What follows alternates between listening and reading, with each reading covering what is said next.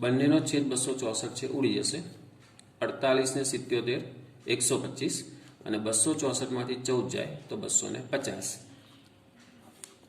125 એકુ 125 125 નું 250 તો tan inverse 1/2 જે આપણો જવાબ છે RHS.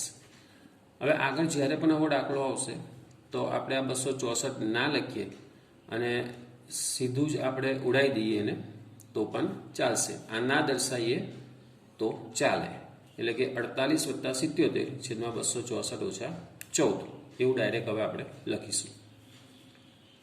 ત્યારબાદ ચોથા દાખલા ઉપર જઈએ. 1/2 plus tan inverse 1/7 is equal to tan inverse 31/17 સાબિત કરવાના છે.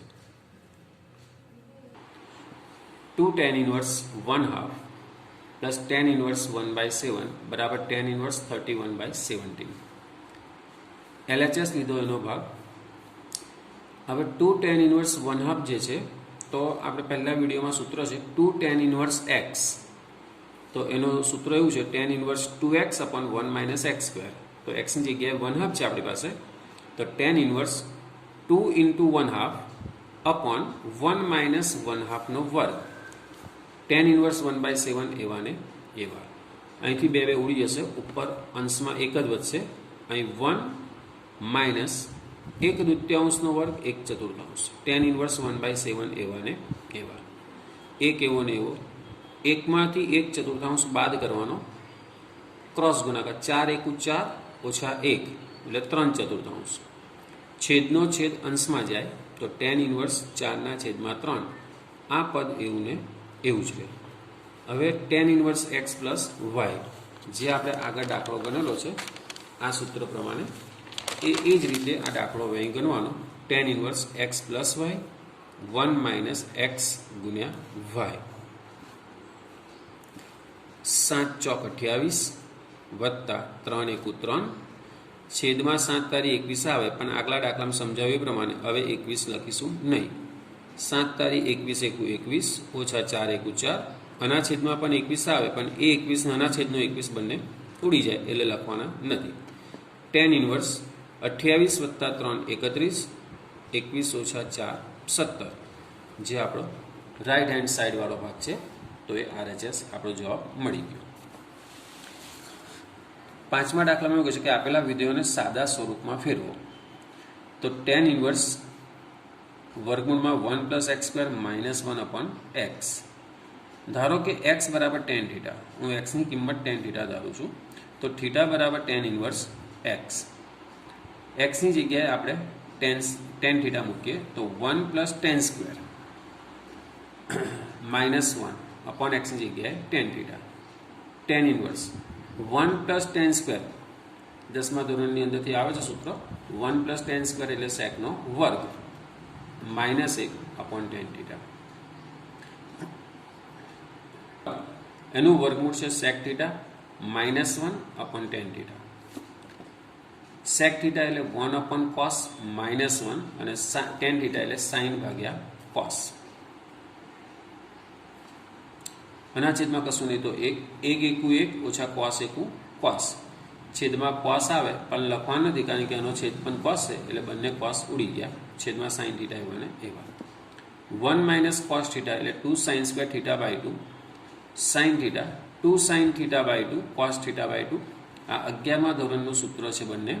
1 - cos 2 sin² θ/2 અને sin થીટા 2 sin θ/2 cos θ/2. 2 ઉડી ગયા, sin θ/2 અને ઉપરથી સ્ક્વેરનો બગડો ઉડાવવાનો. તો અહીં sin θ/2 વધે, અહીં cos θ/2 વધે એટલે કે sin ભાગ્યા cos એટલે tan θ/2. tan ઇન્વર્સ ને tan જતા રહે, θ/2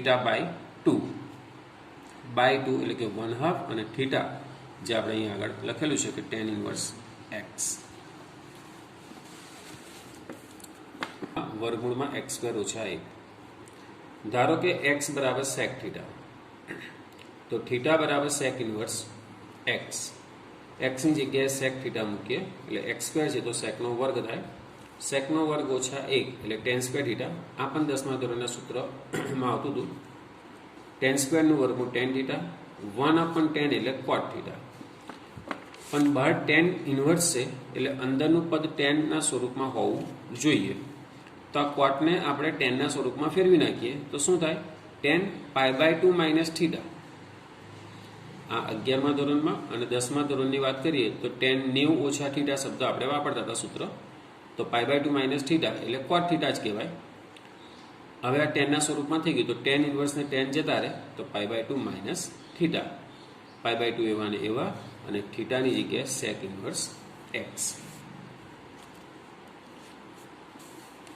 7મો દાખલો. ટેન ઇન્વર્સ વર્ગમૂળમાં 1 minus cos x upon 1 plus cos x. 1 minus cos x તો એનું સૂત્ર છે 2 sin સ્ક્વેર x/2. આ પણ 11માનું છે જે અહીં આપણે આ દાખલામાં પણ વાપર્યું છે. થીટા હોય તો θ/2 લખાય, એક્સ હોય તો x/2 લખાય. નીચે 1 પ્લસ કોસ એક્સ છે તો એનું સૂત્ર છે 2 cos સ્ક્વેર x/2. 2 ઉડી જાય, sin સ્ક્વેર ભાગ્યા cos સ્ક્વેર x/2 એટલે કે tan સ્ક્વેર x/2. tan સ્ક્વેરનું વર્ગમૂળ tan x/2. બહાર tan ઇન્વર્સ છે, અંદર tan છે, tan ઇન્વર્સને tan જતા રહે તો x/2 એનો જવાબ. તો આ સાદા સ્વરૂપમાં ફેરવ્યું આપણે એને. 8મો દાખલો. tan inverse cos x minus sin x છેદમાં cos x plus sin x. cos x વડે દરેક પદને આપણે ભાગતા તો cos x ને cos x વડે ભાગો તો 1, sin x ને cos x વડે ભાગો તો tan x, cos x ને cos x વડે ભાગો તો 1, sin x ને cos x વડે ભાગો તો tan x. તો tan inverse 1 minus tan x 1 plus એકલો tan x છે તો tan x એકું પણ tan x જ લખાય એટલે એકને ગુણાકારમાં લખો તો એનાથી જવાબમાં કોઈ ફેર પડતો નથી. tan x નું tan x જ કહેવાય. હવે આ એકને આ એકની જગ્યાએ આપણે tan π/4 લખીએ છીએ. તો આ જે પદ છે એ સૂત્ર બની ગયું. કોનું સૂત્ર બન્યું? તો કે tan π/4 minus x. tan alpha minus beta એના પ્રમાણે આ સૂત્ર બની ગયું. હવે tan ઇન્વર્સને tan જતા રહે તો π/4 માઇનસ એક્સ. બસ આજે આપણે આટલું જ અભ્યાસમાં લઈશું. હવે આ દાખલાઓની અંદર જો કોઈ સ્ટેપની અંદર સમજ ના પડતી હોય તો મને ફોન કરીને પૂછી શકો છો.